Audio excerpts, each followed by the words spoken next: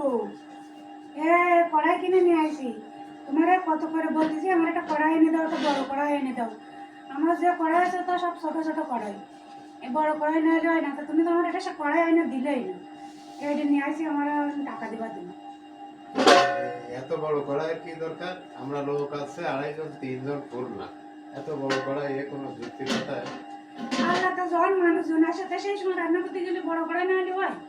মেজবান দিয়ে যাবে দিয়ে তা তুমি বোঝো না তো, আমরা যখন বাড়ি রান্না করি সেই সময় ছোটটাই রান্না করলাম। যখন মানুষজন আসে 2-3 কেজি 5-6 কেজি গোশ রান্না করতে গেলে তো ছোটটাই হয়। এত বড়টা কোনো যুক্তি? কয় টাকা নেছে?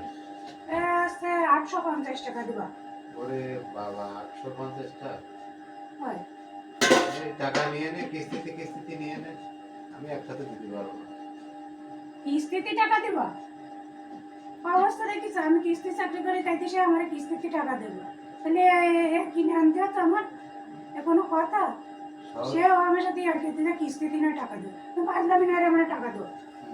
ওই তো কিস্তিতে নিয়ে নে, কিস্তির লোকজন কিস্তিতে আনি সাধারণ তখন তার তা আমি কি দোকানের থেকে কিস্তিতে নিয়ে আসি? দোকানে তো নগদ টাকা দিয়ে আসছি। আমি দিবানি তোমাকে কিস্তিতে, এ কোনো কথা? কিস্তি আকারে।